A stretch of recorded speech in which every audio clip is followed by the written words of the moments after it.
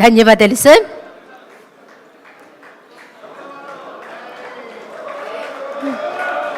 మనమంతా చూస్తున్నాం, ఎప్పుడా అని ఎదురు చూస్తున్నాం. ఏమంటివి ఎంత మాట. ఆచార్యదేవ విశ్వవిఖ్యాత నట సార్వభౌమ ఎన్టీఆర్ గారి అమోఘమైన అద్భుతమైనటువంటి ప్రపంచమంతా పేరు ప్రఖ్యాతులు సంపాదించిన ఒక దుర్యోధనుడి పాత్రను ఇప్పుడు మనమంతా వీక్షించబోతున్నాం. వారే రెడీగా ఉన్నారు, సిద్ధంగా ఉన్నారు. శాసనసభ ఉపసభాపతి RRR గా ప్రసిద్ధి చెందిన శ్రీ కె రఘురామకృష్ణరాజు గారి దుర్యోధన ఏకపాత్రాభినయం. ఒక్కసారి మనం ముందుగానే కర్తాల ధ్వనులు అందిద్దామా సార్, ప్లీజ్.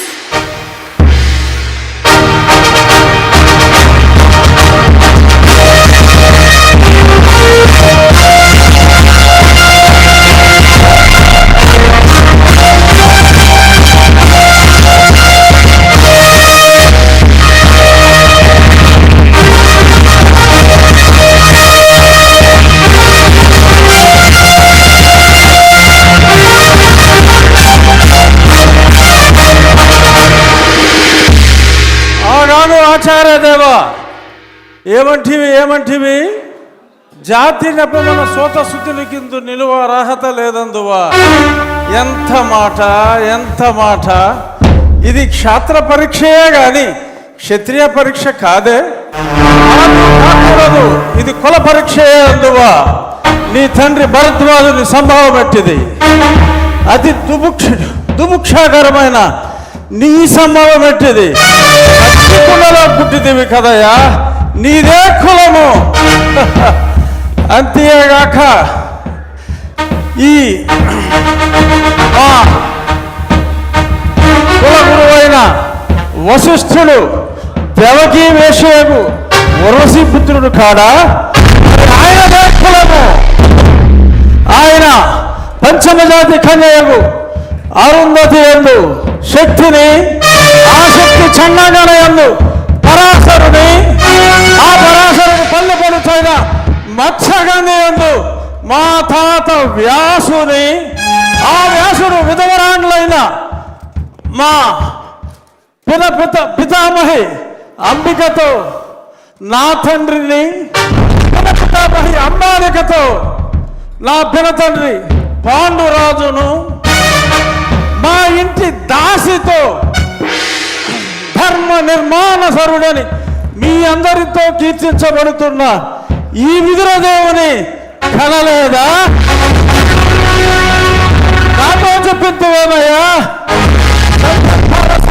భక్తి క్షేత్ర బీజ ప్రాధాన్యములతో సంకరమైన మా కురువంశము ఏనాడో కులహీనమైనది. నేను కులము వ్యర్థవాదములందరూ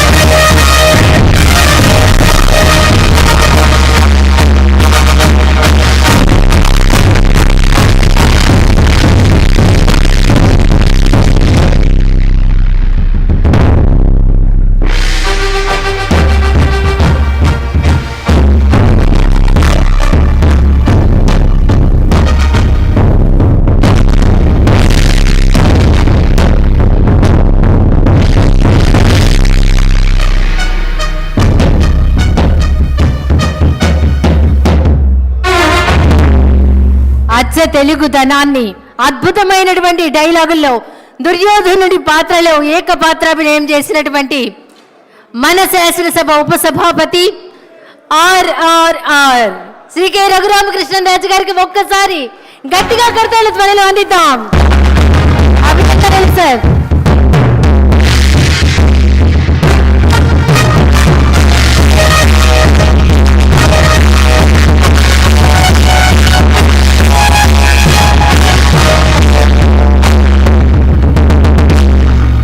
తర్వాత మరొక ఏకపాత్రాభినయం మంత్రివర్యులు సిద్ధంగా ఉన్నారు. పల్నాటి వీరుడిగా బాలుడిగా పేరు పొందిన బ్రహ్మన్న కుమారుడిగా శౌర్య వీర ప్రతాపాలతో మరి తెలుగు వారందరినీ తట్టి లేపిన పలనాటి